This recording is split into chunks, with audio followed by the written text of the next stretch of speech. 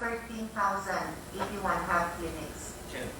For the actual budget breakdown, the budget of DepEd, Office of the Secretary, and its attached agencies for fiscal year 2021, with total new appropriations of 563,124,789,000, broken down as follows. DepEd Office of the Secretary with a total new appropriation of 562,016,466,000. DepEd attached agencies including Early Childhood Care and Development Council with a total new appropriation of 109,041,000. National Academy of Sports with total new appropriation of 264,668,000. National Book Development Board with a total new appropriation of 79,210,000. National Council for Children's Television with total new appropriation of 22,076,000. National Museum with total new appropriation of 532,442,000. And Philippine High School for the Arts with a total new appropriation of 100,886,000. We look forward to working with our colleagues in passing the budget for our basic education sector and these attached agencies. I'm now ready to accept questions, Mr. President. Thank you, Mr. President. Earlier, Senator, we were told that the minority leaders, Senator Drilon, Senator Lacson, Senator Tolentino, Senator Villa, Senators Go and Gordon, who earlier signified they were to interpolate, are no longer wish to interpolate, Your Honor. I move, Mr. President, that we recognize the Committee on Finance's Vice Chair and also Chair of the Senate Committee on Basic Education, Senator Sherwin Gatchalian, Mr. President. Senator Sherwin Gatchalian is recognized. Thank you, Mr. President. From the onset, Mr. President, let me thank the good sponsor, Senator Pia Cayetano, for accepting our recommendations. We recommended to the good sponsor 10 recommendations in the budget of the Department of Education. 6 were accepted, 2 were partially accepted, and 2 were not accepted. And but nevertheless, it's a majority, so I thank the good sponsor for accommodating our recommendations and seeing wisdom in those recommendations. Mr. President, I just have a few questions on the budget itself, not so much on the policy, but on the budget itself. And I noticed that there is a 5.5 billion decline from the gap to the committee report, Mr. President. This is very substantial considering that there's always this perennial complaint of lack of gadgets, lack of modules, lack of virtually everything that has to do with distance learning that we are providing right now.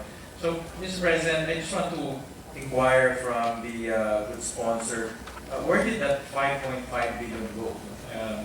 Right now, I really feel that 5.5 billion is a huge amount, considering that we have so much needs that we need to fulfill in this very challenging times. Mr. President, as my staff is checking the difference between the GAB and the current Senate version, I will just put on record right now what I have, which is the difference between the GAB Act of 2020 and the Senate version of the GAB. Just to highlight, and then I'll go into this honors question. The most basic, and I actually had a short chat with our chair earlier, is the reduction of the basic education facility. In the GAA, it's 29.5 billion, and in our Senate version, it is 14 billion. So that's less 15.5 billion. I recall His Honor took the position that a part of this basic education facility fund be moved for the modules, the self-learning modules, no? And with all due respect, we have a difference in opinion on that item, because it is my view, Mr. President, that now is the time to build.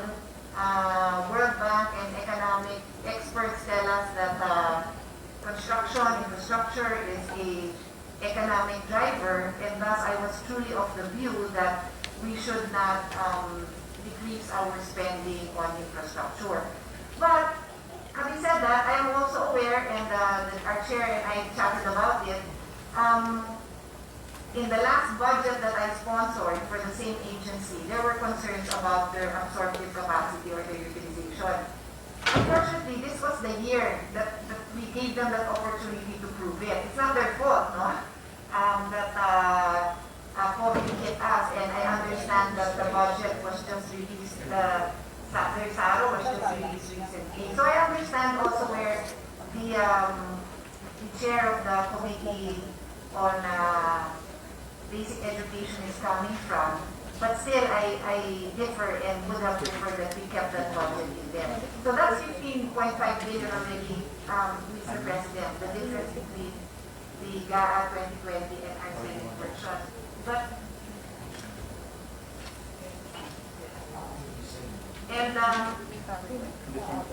in response on a specific question on the difference between the 2021 GAP and the 2021 Senate version is in flexible learning options. The net decrease is 5.988, and that is here.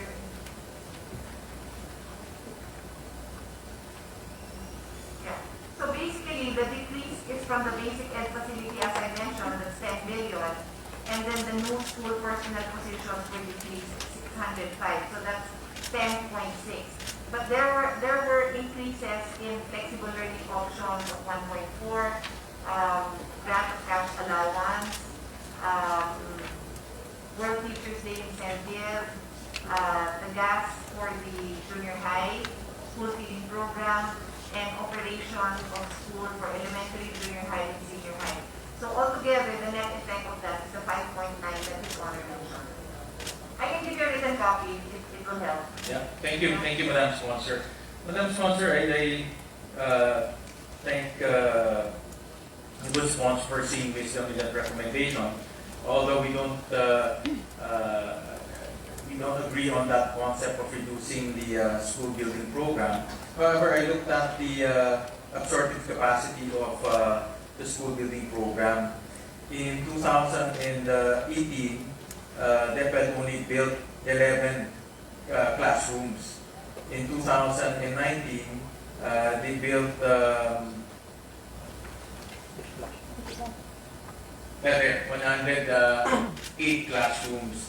And today, I inquired from DPWH, they only built so far 10 classrooms. It's not really the fault of DepEd, but the absorptive capacity of DPWH so far as building classrooms is really highly questionable.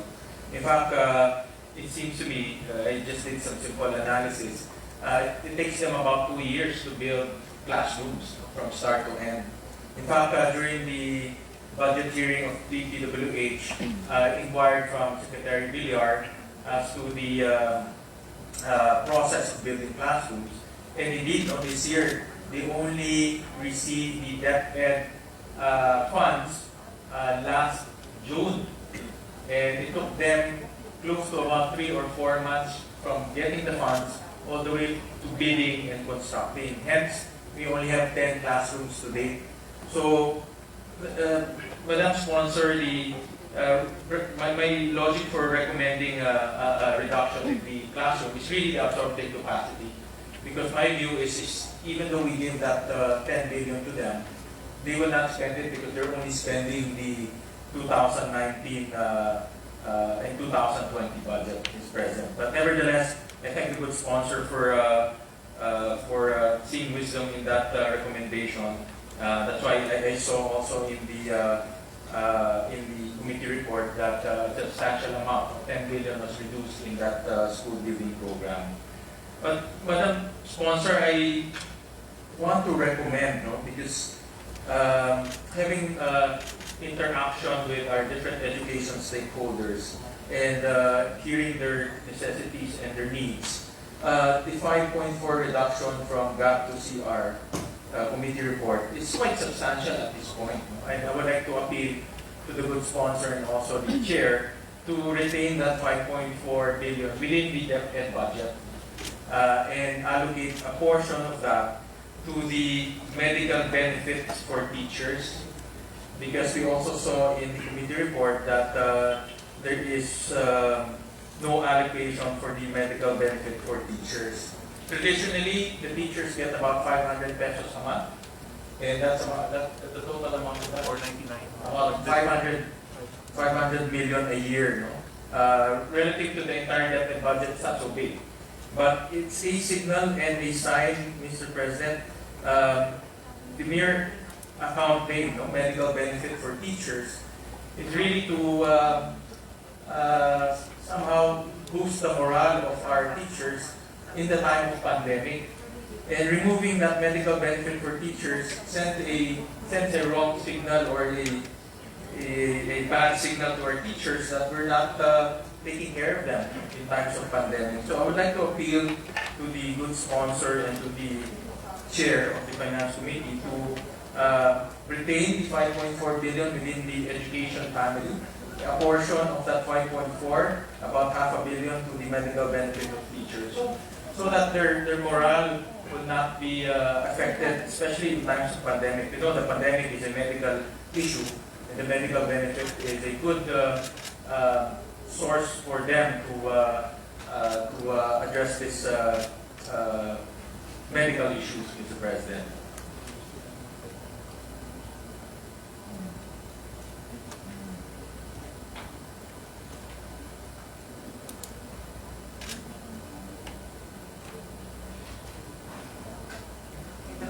Mr. President, I was just verifying something before I give a full response. But often, let me explain.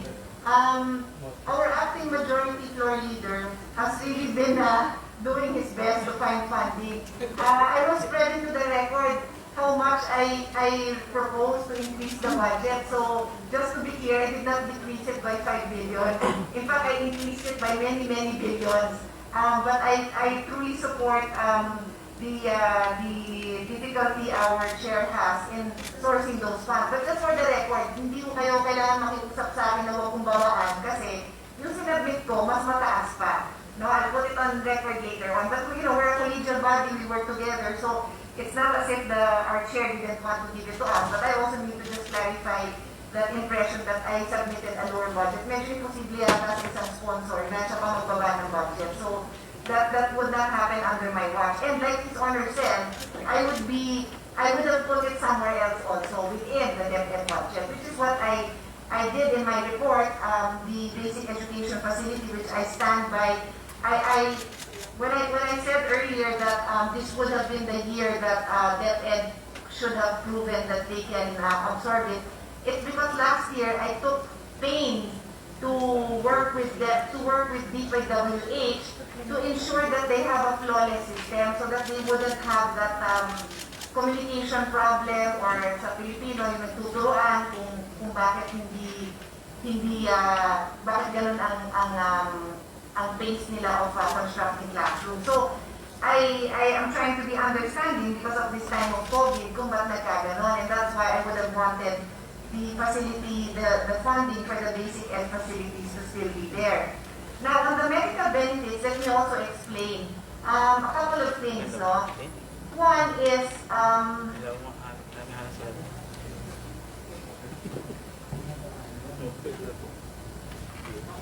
so first things first, Mr. President, that amount of medical expenses was not in the net. So I did not take any of it. It was not in the net. But what I did was I actually proposed a fund, and I believe it's our LBRMO who tried to help us find a way. They included it as part of the expenses that can be used by the teachers under their allowances. So it's there. They are now allowed. We increased that budget by about 2 billion. And they can now use that if they want to spend it on their medical. So it's a choice that they make. Now, to take it a little bit further to explain, because I also chair the budget of the Committee on the Department of Health and PhilHealth, I've had lengthy discussions with experts on where do we best spend our funding. And experts tell us, for a developing country like ours, it's not necessarily well-spent money when you have these annual checkups for healthy people. Healthy people should not really be prioritized for checkups. what should be prioritized are those who are exhibiting symptoms of ailments, so whether sakit ng ulo, ubo, sipon, and we're talking about young, if we're talking about young, healthy individuals, and they get, they need to see a doctor, then that's the time that they can go through the process of having a consultation with the doctor and having whatever intervention needs to be made. So I just ask these questions. I'm not a doctor. I have no degree in health or any related profession, but based on my consultations with them, that is what they recommend. And I've had extensive discussions on this because His Honor probably is aware that PhilHealth wanted to roll out the Consulta package. So at some point we were asking, why is there still a need for the teachers to have a separate one when every Filipino would now have access to the Consulta package, which one version included also the checkups. So knowing all of this led me to make that proposal that yes, we definitely still want to give the teachers some kind of medical funding or allowance for medical expenses, and that's why we put it in the allowances. It's lumped there, no? So that is still our intention to support them on that.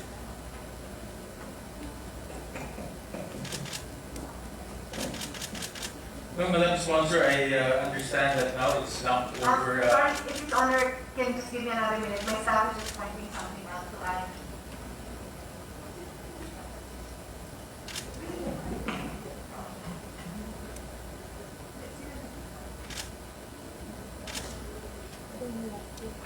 With the permission, Mr. President, of Senator Cayetano, the sponsor, and Senator Gatchalian, I would like to address a question, possibly to both of them. It's about the school building program, because one of the themes we've been discussing is the Mandanas ruling in the past few days and the impact.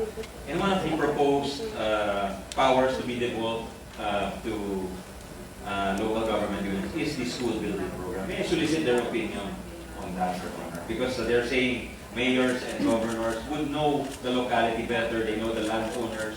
So one of the things delaying the school building program, I think, is the finding of school sites.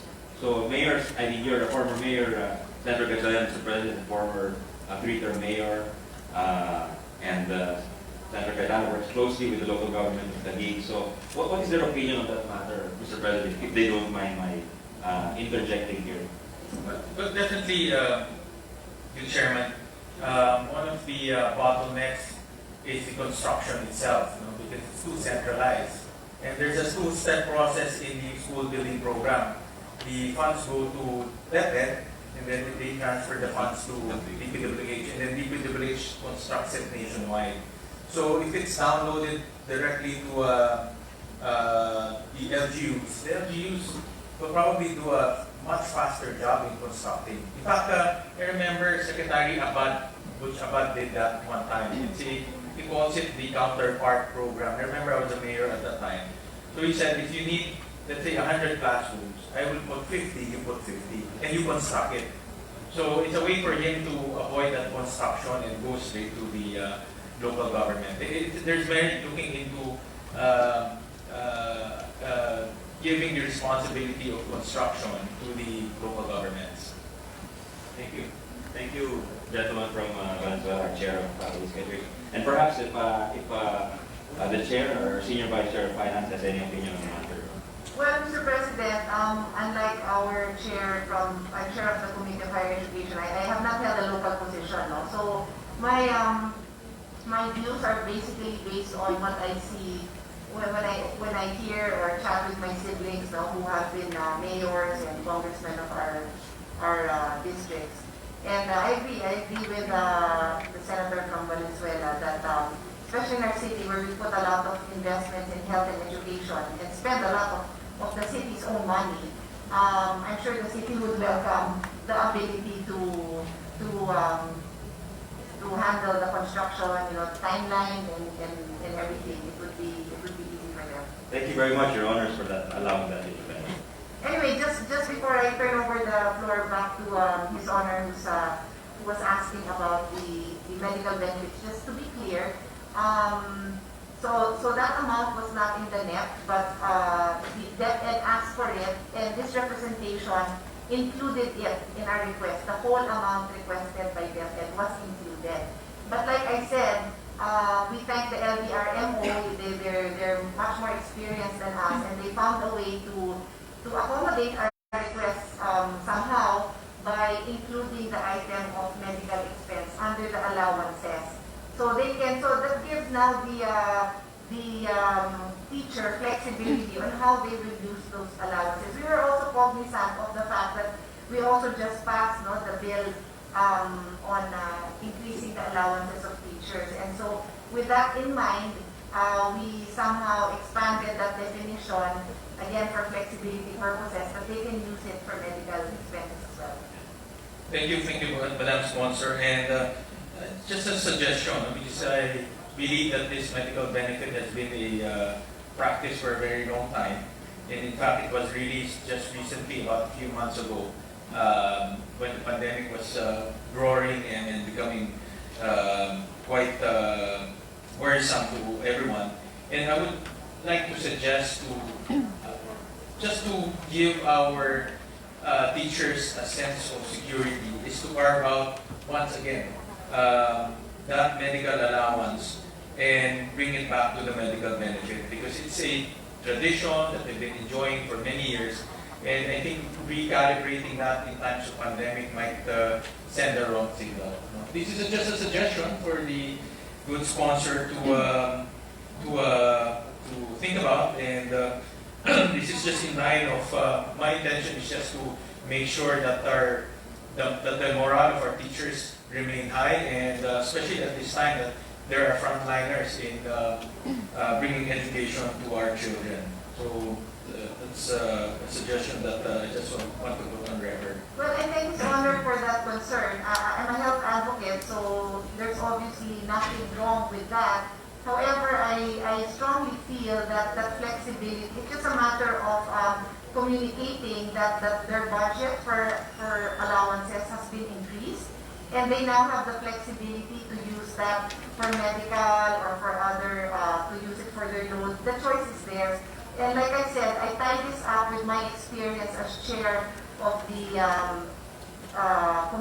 chair of the committee overseeing the health budget, wherein we are told that it should not really be a requirement. Like tayo kung pumapasok, we're not required to have a medical exam every year. It's not a requirement. It's not needed.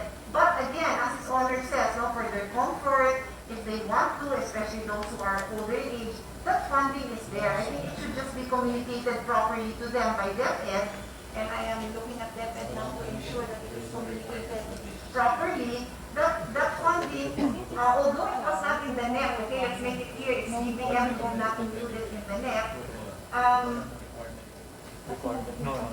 We are allowing them to use that fund for the allowances. And just for the record, Mr. President, the first time it was included was 2019. It has not been an institutional funding. And again, all I'm saying is, I'm a health advocate. I'm the first person to support health needs. I am actually batting for the Consulta package, which will roll out the outpatient care. But I just don't want there to be any overlapping, because as a PhilHealth member, they will also be getting this Consulta. So I just want to be consistent with the very limited funding that we have, that we are able to use it as carefully as possible. But I do respect His Honor's position on that, and I'm making it clear that we are not taking it away. In fact, we put it in when the NEP did not provide for it. We are just putting it in a fund where they will have flexibility to use it in different ways. Thank you, Madam Sponsor. On a separate topic, the alternative learning system, how much did we allocate for the alternative learning system?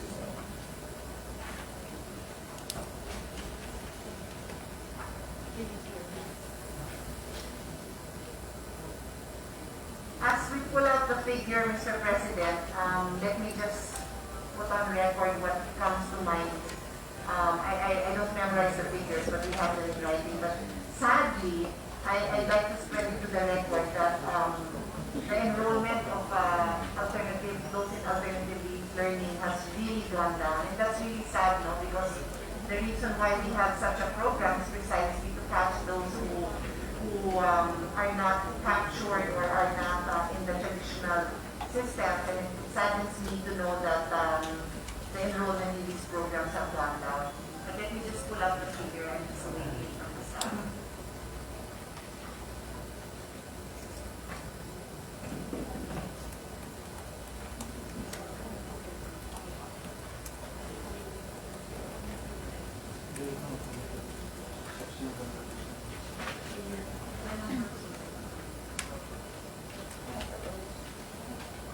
Mr. President, what's your question? How many students or how much?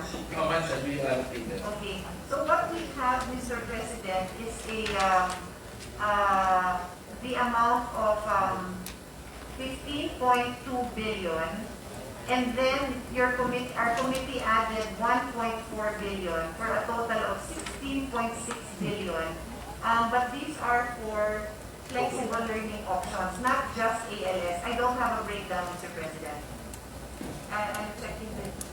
Well, Mr. President, would like to, the budget for flexible learning option last year was about 600 million, Mr. President. And that amount, majority of that amount went to alternative learning system. But I understand right now that the reason why there's a huge increase in flexible learning option is because of the SLNs, the modules. Yes. And I just am worried that the funds for ALS and the funds for modules are commingled. And because it's not defined anymore as opposed to last time when it's defined, right now the modules and the ALS are one and the same. So my proposal, Mr. President, is to carve out the ALS program, because as we all know, there are about 4 million students who didn't go back to school. And another mechanism to reach out to those 4 million students is to boost our alternative learning system. And we also passed the alternative learning system law. And this is a good way also, Madam Chair, to make sure that the alternative learning system will be implemented as prescribed by the law. So just a suggestion again, Madam Chair, to carve out the alternative learning system separate from the flexible learning option account, because definitely the funds for the SLM will dominate the flexible learning option account. Yes, Mr. President, I understand Ms. Honor's concern. I think we have a similar concern for special education. We both asked that it was carved out. Right. So I have no issue with that, except that you're right, it has been put together, and we're asking DepEd as we speak to let us know if they actually have a breakdown for this, Mr. President. So at least we can see it and we can keep track of it for the same or more, and we can keep track of it. So if Ms. Honor doesn't mind, as we await that response, I can respond to any other question you have. Thank you, Madam Sponsor. And just to make it more pronounced, rather than being commingled with the flexible learning option, Mr. President. So that's a suggestion this representation is making, and again, in line with the law that we just approved or we just enacted on alternative learning system. Madam Chair, on a separate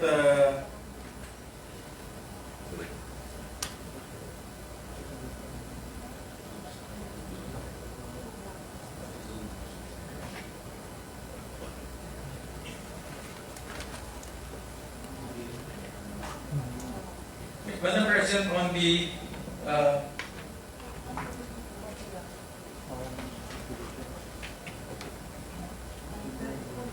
I just want to ask, Madam President, how many unfilled positions do we have right now? Sorry, I missed that. How many unfilled positions, Madam Chair?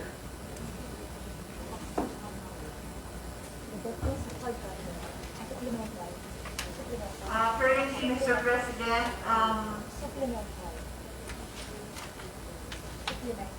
there are 51,315 unfilled positions. During the hearing, I remember requesting for the distribution of the unfilled positions. Madam Chair, in a very brief nutshell, what is the distribution of that 51,000? How many there are teacher 1? How many there are teacher 2? And so on, Madam Chair.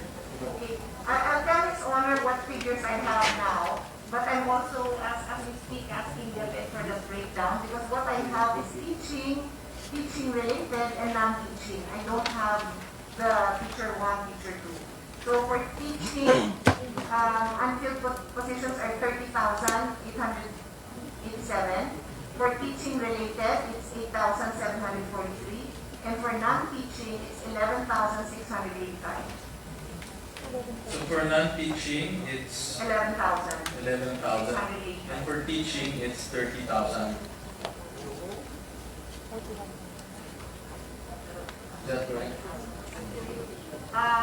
Would you like me to repeat it? Yes, please. 30,887. Teaching related is 8,743. And non-teaching is 11,685. Madam Chair, for the I can give His Honor a breakdown. These are moving numbers, no, because there's always people retiring or whatever. So as of November 5, I think it's better if I just lend this to His Honor. But basically,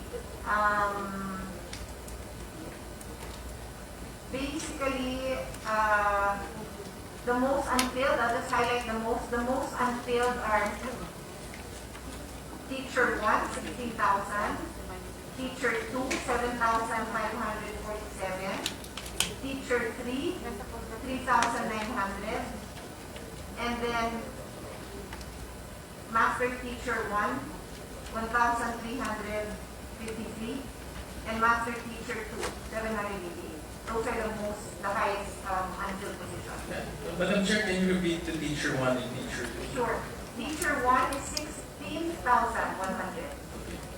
And teacher 2? Teacher 2 is 7,547. And teacher 3 is 3,900.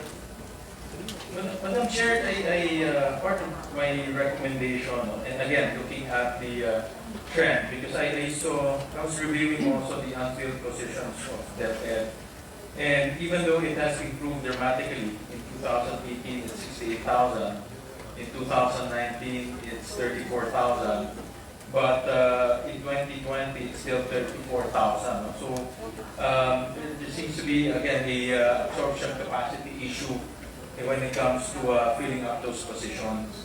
And I raised this during the hearing because our proposal, if it's a absorptive capacity issue, is to solve that absorption first, no?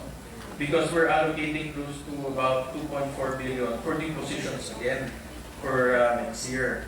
And of course, my thoughts on that is we're allocating 2.4 billion. The 2.4 billion will hire 10,000 teachers, but then again we have 34,000 teachers or 34,000 unfilled positions, in which 16,000 are teacher 1 positions, Madam Chair. So my thoughts on this and my proposal actually is to cut it down to 2.4 so we can save 2.4 billion and use it for something else, because clearly it's an absorptive capacity issue. And we need to resolve that first.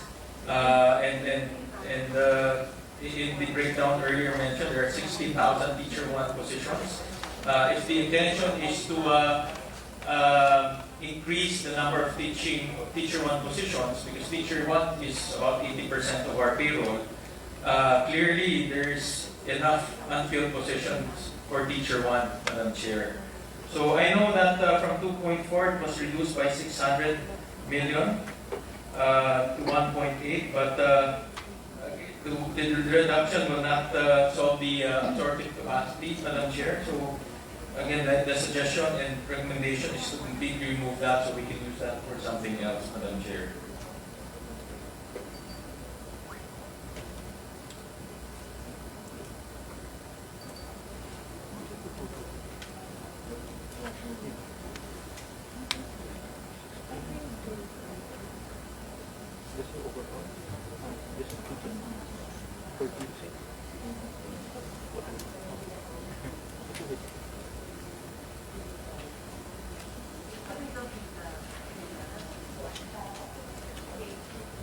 Mr. President, I understand His Honor's concern. I think that is a prudent thing to do. What I'm just checking is what is the what do their numbers look like? As they said, it's constantly changing. But obviously, if there are vacancies close to that number, close to 50,000, then we can definitely consider making better use of that fund for something. So let's just get the complete data. Yes, and Madam I'm Chair. very happy to work with His Honor on that. No, I'm being told that what they are usually given are the teacher one, the lowest amount.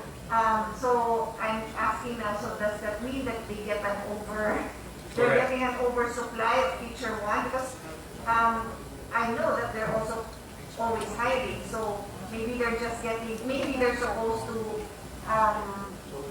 use that fund instead for another position. But then again, across the board, may mga unfilled. So maybe it's just really a question of, I mean, as long as they have funding and they can move it around and they can make good use of it. So definitely I'm open to whatever recommendation His Honor has. Precisely, Madam Chair, that's why the breakdown is important. And I heard earlier that teacher one, the available teacher one position is about 16,000.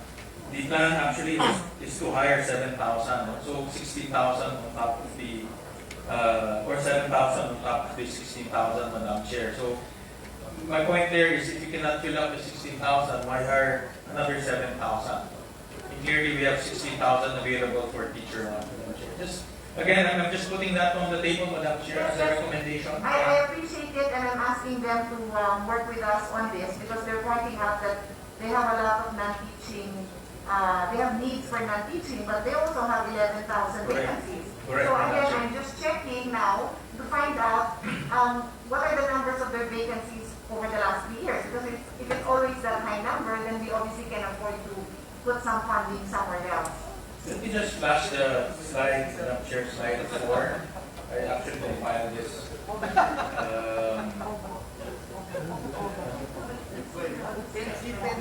So this is the unfilled positions, Madam Chair. It's, again, my analysis of that is sorted capacity, Madam Chair. It has improved dramatically since 2000 BP, but again, it's still a big problem in terms of filling up those positions, Madam Chair.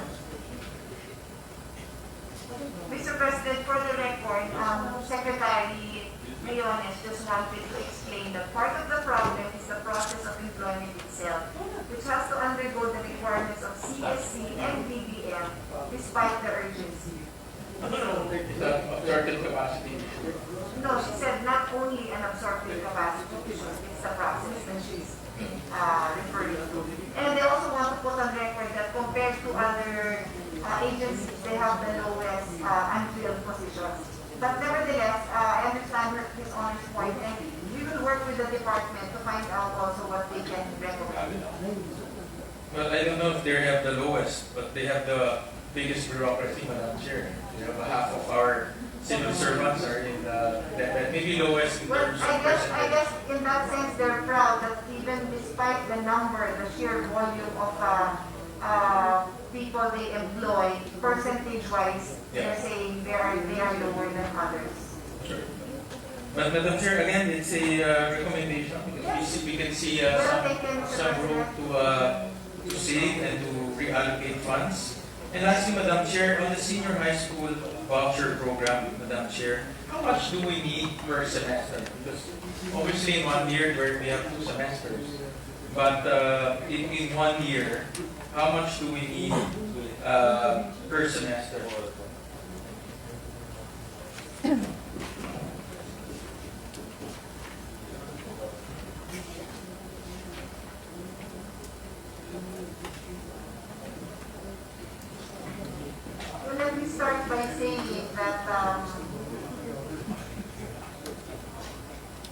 not able to augment the voucher program for senior high. I'm still looking for the numbers, but that's something I recall. Unlike for the junior high, where it seemed to be okay, for the senior high, we did not get the extra funding that we pushed for. I think His Honor and I both were pushing for this. And for let's bring it into the record, Chair Sherwin, that what happens is the voucher program basically spends for the education of a student who, instead of entering public school, would now enter private school, and they use that voucher to pay for the private school education. Currently, but a point of comparison, in 2020, we had 23.92 billion, and the target was 1.3 billion beneficiaries. Ano ba ito? Sorry, 1.3 million beneficiaries. In the current DepEd budget, there is 30.7 billion in the DepEd budget, and there's another 10 for the unprogram fund. So what will happen is that those senior high schools will be short of this 10 billion, this 10.5 billion. And the difficulty we face now is a lot of private schools are struggling as it is. So I was actually posing the question, what will happen? And what will happen is the funding of 13.7 that is provided in the budget for 2021 will be used to cover the second tranche deficit of school year 2020 to 21. The remaining balance of 2 billion will only cover 88,888 grade 12 beneficiaries. So basically we have how many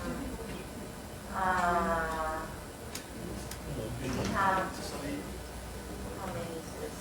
Over a million? Over a million beneficiaries that are not going to be funded. Yes. Well, Madam Chair, just to make it simple, to maintain the current level of enrollment, you need about 24 billion per year. Yes, that's what we had last year. Right, 24 billion per year. Because one semester is approximately about 12 billion. So I know this is a tough one because the amounts are quite big, and that's why I've been looking for small amounts to augment the shortfall. Because we have 13 billion right now in the committee report, and if we need 12 billion per semester, obviously we're short by 11 billion, more or less. So I know this is tough one because looking for 11 billion is not an easy feat. But then again, I just want to put on record that the shortfall will come in there's a shortfall of 11 billion, but there is an unprogrammed amount of about 10.5 billion. So my point here is just definitely we want certainty because unprogrammed funds will come in if there are borrowings or new income, and it's signaling again to our private schools because what if that borrowing will not come in? What if that added income will not come in? So I would rather see that as a line item instead of a unprogrammed item. So again, it's just a suggestion. The suggestion here is just to increase it by 10 billion to complete the 24 billion, and that is just maintaining the current enrollment level of students right now.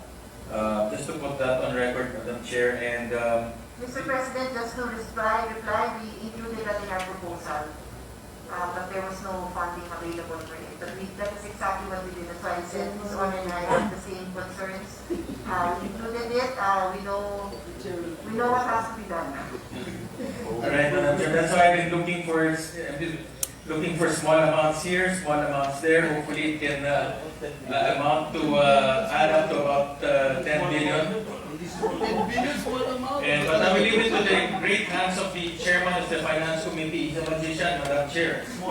And I know 10 billion will be spare change and easy for him to look in the budget.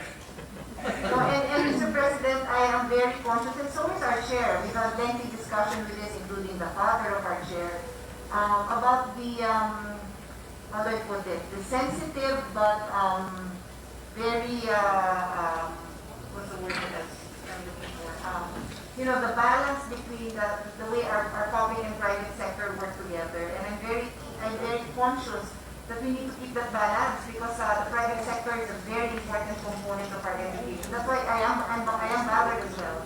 I'm sure we can find something. Let's all work hard. Our Senate President Pro Tem is there. He is the other magician. He's smiling, thumbs up. It's very hard. So I think we can move on, Mr. President. Thank you, Madam Chair. Madam Chair, I'll submit my, again, recommendation in the plea. But once again, I thank the good sponsor for accepting 6 of the 10 recommendations. But we'll send our What were the suggestions. two? I can't recall. What were the two that you said we didn't accept? What was our difference in opinion on the... No, actually not.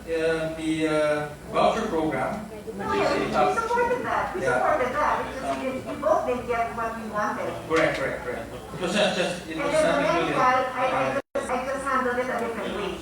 Correct, We also correct. supported it. Correct. So technically, I give you 10 out of 10. Thank you.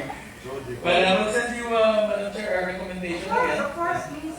And thank you for answering some of our questions. So And you can actually hand in also your recommendation on the streamlining or rationalizing of the amount for the amounts we have in the unbilled position. yes, we'll send that to your office and hopefully find wisdom in those recommendations. Thank you, Madam. Please remember 10 out of 10 ako. Thank you. Thank you, Mr. President. Mr. President, next to interpolate and ask questions, the distinguished gentleman from Batangas, our Senate President Pro Tempore, Senator Ralph Recto. Thank you, Mr. President. Senator Recto, you recognize. Thank you, Mr. President. Thank you, Majority Leader. With the distinguished, very able sponsor of the committee on education, be willing to answer a few questions. Of course, because whenever His Honor asks questions, there's always funding that he has already found to answer his own questions. Not really, Mr. President. It's a tough budget too. Nevertheless, you may be able to find some solutions. So, Thank you, yes. so I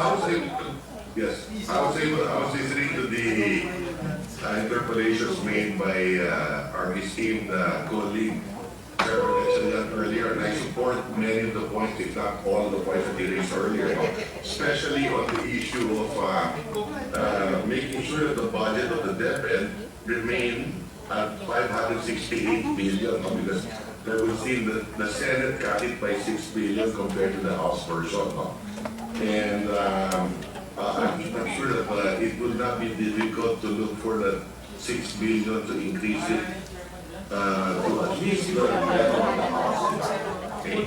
And we already know, based on the responses earlier, what the cuts are and what the increases are. So I'll not belabor these points anymore. And they need to be quick. But just a few questions. Madam Chair, how many students do we have right now in DepEd? Because of the COVID, the pandemic, I understand that there's a reduction in number of students. Mr. President, Mga 28 million ba dapat? 25 million students, Mr. President, spread out through kindergarten all the way to senior high, and then including learners with disabilities and those in the alternative learning system. Okay. So what should it be? What was it last year? Meron ka last year?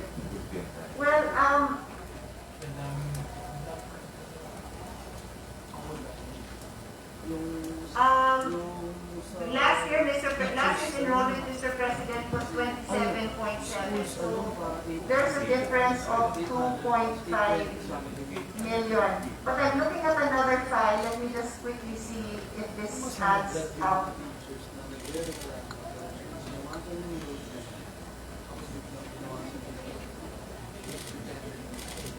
Yes, Mr. President, that's what I have. I have another set of data, but this is for schools.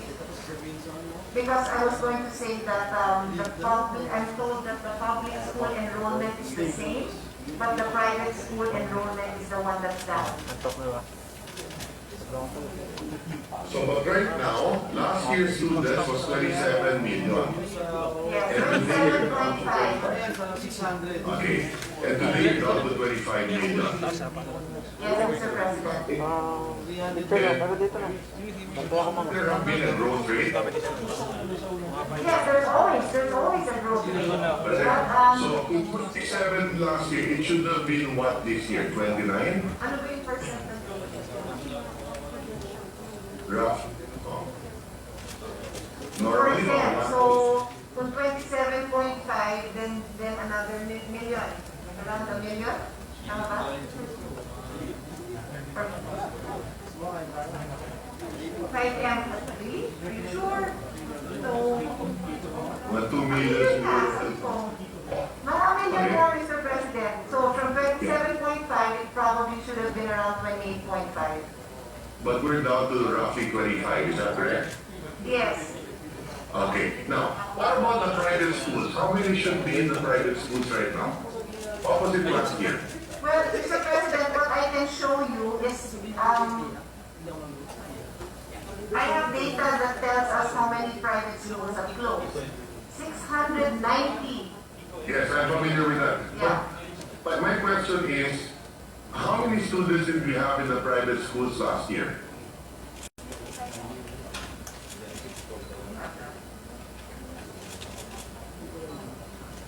So last year we had 4.3 million students. And this year it's 2.2. So it's similar, no? Because I said there was like a 2.5 decrease, and there's now 2.2 or 2.1 less students in the number of private school enrollment. Yeah. So let me repeat that. No? In the private school last year, there were 4 million, and today that is only how many? 2 million? 4.3 last year versus 2.2 this year. So a difference of 2.1. Okay. Okay. Ergo, there are roughly 4.7 million students who are not in school today, both in the public and in the private. Is that correct? My estimate is around 3 plus, no? Because the growth rate, that's about Yeah. 1 million something, that did not go up. But so, Yeah, that's in public school, correct. But in the private school, 4.7 last year, down to, what, 2.5 this year, di ba? Thereabouts. There's also a reduction in the private by 2 million, eh? Di ba? the private school went down by 2.1 Correct. That's 50% of all the students. of the private From school. four. Yes. Yes. Yes. Okay. 50% of all those in the private school. Now, possibly, those in the private went to the public and more in the private public dropped out. Diba? Is there any analysis with regard to that? Yes, Mr. President, what I remember from our hearings, please correct me if I'm wrong, what I remember from our hearings is we've seen a lot of private school students go to public schools, and of course there are some who just didn't enroll before going to school at all. But there's a lot of Yes. private that was absorbed by the public school system. Yes. And ergo, more in the private public school dropped out. Mukhang ganun, because we don't have that growth. So mukhang from the public school, well, I would assume, I don't know if we have data that says that only it's majority from the public school, but we we know for sure that meron talagang dropout rate yan. Yes, correct. And now in the private school, like I said kanina, 50% ang nawala sa eskwela. Okay? Yes. Now, let me move on. When did we start the school year? Public school, Mr. President, public school was October, but private school started at different times. Some started in June, July, August. Yeah, okay. So, in effect, for this year, you've only had a month and a half of Yes, Mr. schooling. President, yes. Okay? And how has our experience been? Sorry, what was the last question, Your Honor? Please repeat. What has our experience been in the last month and a half? Do you want my personal experience with my with my child or public school? I have 10-year-old. Yeah, let's start with the public school first. Yeah.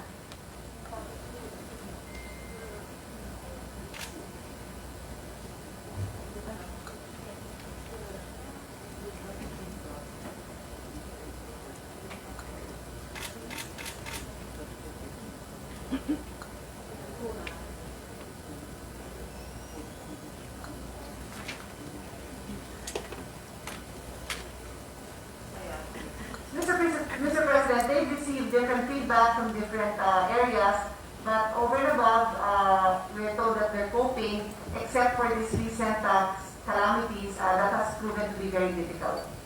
Yes, that's understandable, no? The point that basically what I wanted to find out is, okay,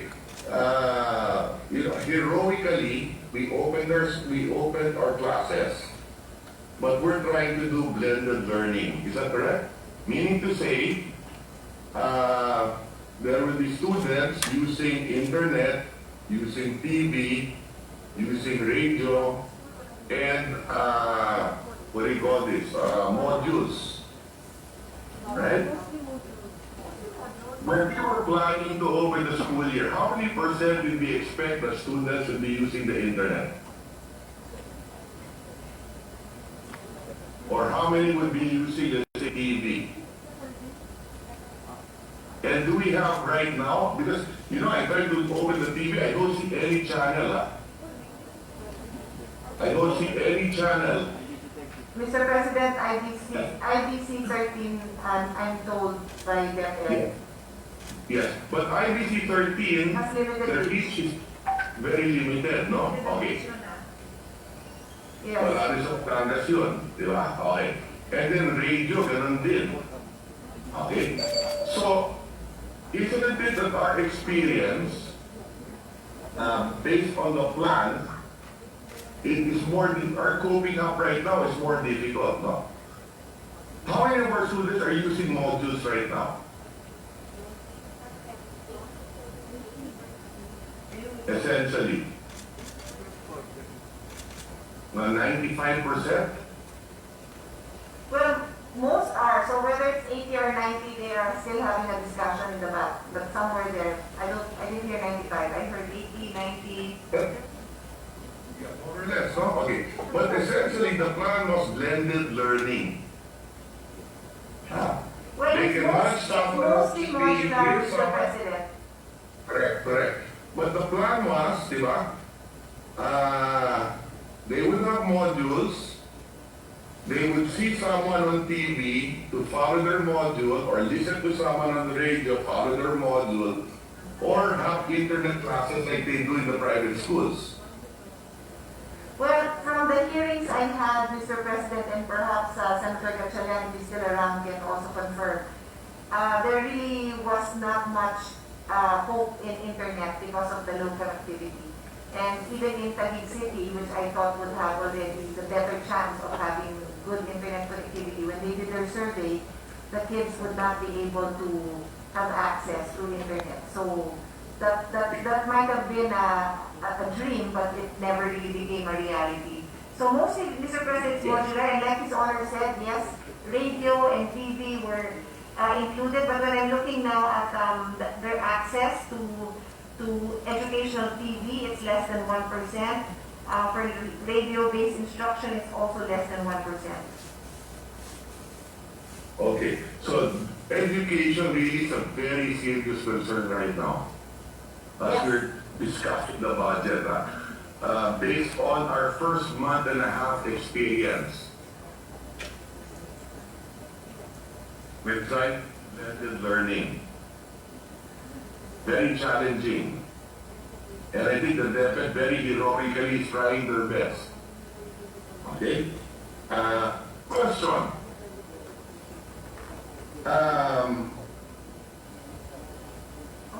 Are we the only country in the world? Are we the only country in the world that does not open up schools?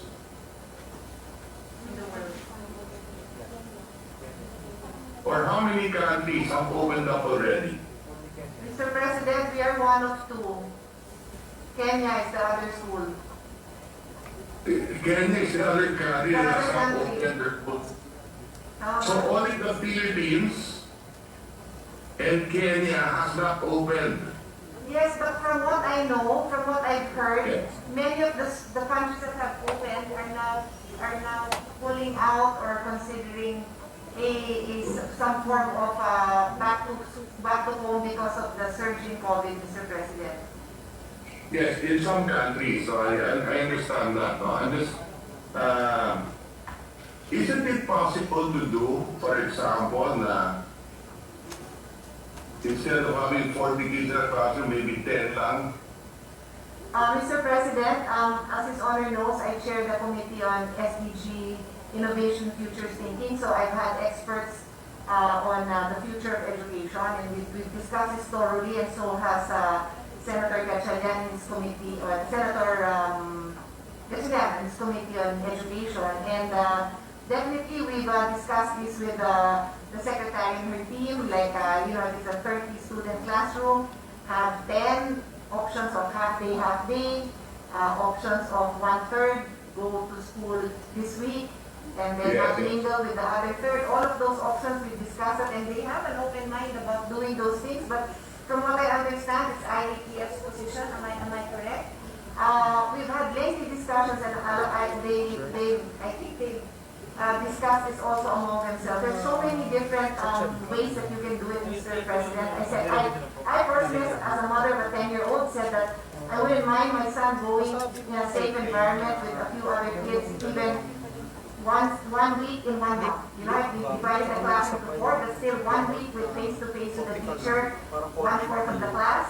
I believe these things can be done, but we have not moved forward on anything like this. Yeah. And what about in areas na walang COVID naman? Why not just allow schools to enter? To go Sorry, back to Mr. the President, can you repeat that? I didn't hear the last question. I mean, I suppose that there are provinces, municipalities that don't have any COVID. Mr. President, Why not? Yes. Yes. I had lengthy discussions with the secretary. I told her I have hiked up mountains that are not even accessible to baby girls. And the little villages with multi-level schools and multi-level classrooms, that means grade 1, grade 2, grade 3 are all in the same classroom. Their neighbor is their teacher, so they can't go, they're not allowed to go to school, and yet their neighbor is their teacher, they're playing with their friends there. So I personally, I hear you, and that is my view. I mean, there are areas that should be able to do this. Yes, and that's why we're discussing, we were just manifesting. Yes. If he said, no, I'm not putting this on the record as Thank well. you. No. Thank you. Okay. Now, isn't it that we're allowing already people to go to restaurants? Yes, Mr. President, go to restaurants, I forgot. Go to malls, Go to malls. sit in coffee shops. Gym is allowed except for group classes, but you can go to the gym as well. I forgot. Actually, almost everything is allowed at this point. But education, which is one of the most essential, it is not allowed. Pero non-essential, pwede. Well, just to clarify, face-to-face education is what has not been allowed, face-to-face. Yeah, correct. Yes. Correct. Okay, so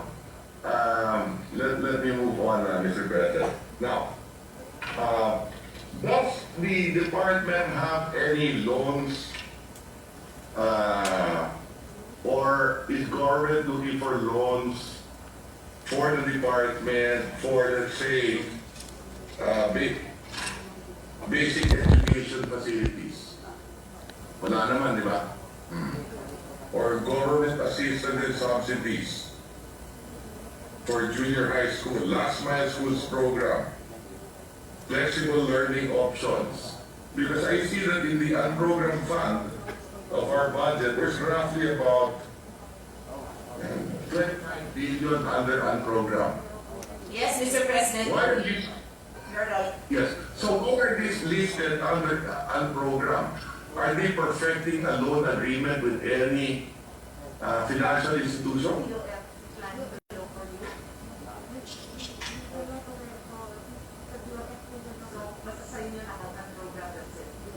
Mr. President, they're not aware of any, they don't have the mandate to take out loans. It's DOF who can do that, and they're not aware of any, so it's just parked as unprogrammed. And that's why, at least this representation as your committee chair in charge of this budget, tried to at least make an attempt to put those amounts as funded, but we could not accommodate it, so it remains to be a program, for example. Okay. And I suspected that answer. Wala naman loans talaga eh. Okay. We do not expect our revenues from taxes to increase this year. So useless tong program na to unless we're borrowing money for these projects, right? Okay? Yes, we know that, Mr. President. So this is empty. Meaning to say, itong 25 billion dito is empty. Wala silang aasahan dito.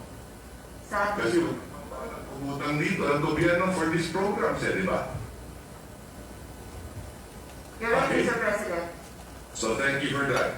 Ergo, we can delete these items in the program. Would you agree? Well, Mr. President, hope, hope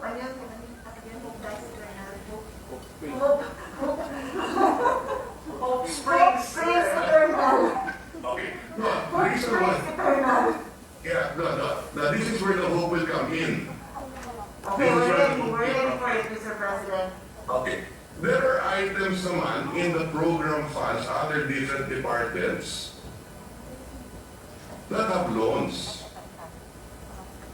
Pwede ilipat naman from the program on those different departments, hindi pa perfected yung loans niyan.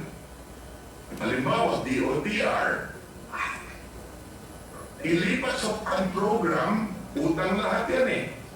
Lahat yun railway eh. Ilipat sa unprogram yung kanila, yung nandito naman sa unprogram, ilipat sa program.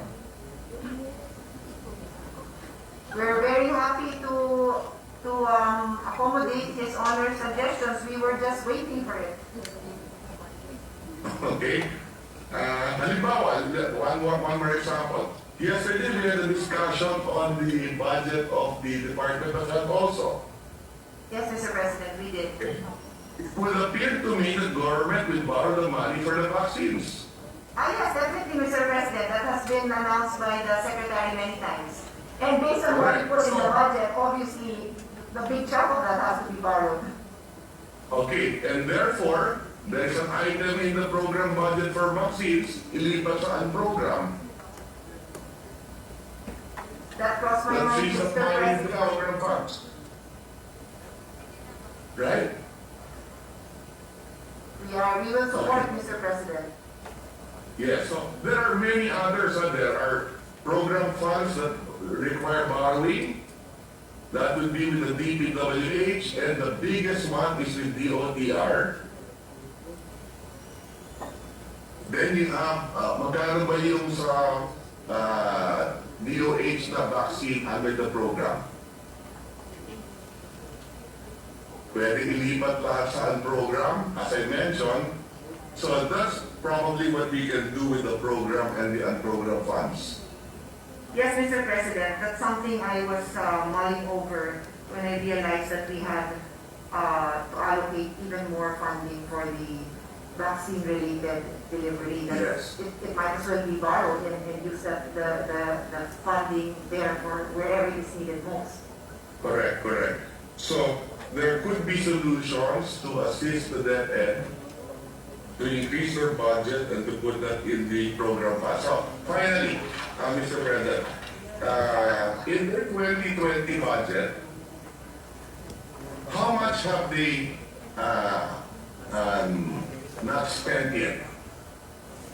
Unspent, Yes. we're pulling out the data, Mr. President.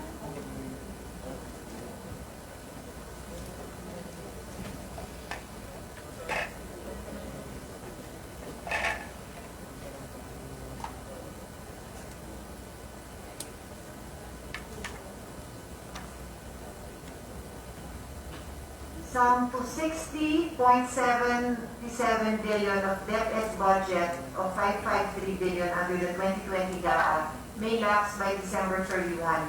Give 20. How much is that? Sorry, How much Mr. is that? President, how much? 60. 60 billion. Okay. So their spending authority will lapse. Okay. Yes, Mr. President. And I understand that they will need also so many other things based on what I've seen, no? So maybe, but tomorrow we intend to pass the budget on second and third reading. And next week in BICAM, then we will have our debates on Create next week. And I understand that the House is mulling the extension of the validity of the 2020 budget and maybe even an extension of Bayanihan 2 and even maybe a Bayanihan 3 Yes, Mr. President. to address the recent typhoons. So maybe at the appropriate time, we'll really have to discuss among ourselves in the Senate whether or not we should extend the validity of the 2020 budget, the Bayanihan 2, and probably even having a Bayanihan 3. But maybe that debate can be done in January na siguro. Now, does it that the DepEd also has funding under Bayanihan 2? I believe we do have one in Bayanihan 2, Mr. President. Let me pull out the numbers. Has that been, I think it's about 4 billion. Has that been released to DepEd already?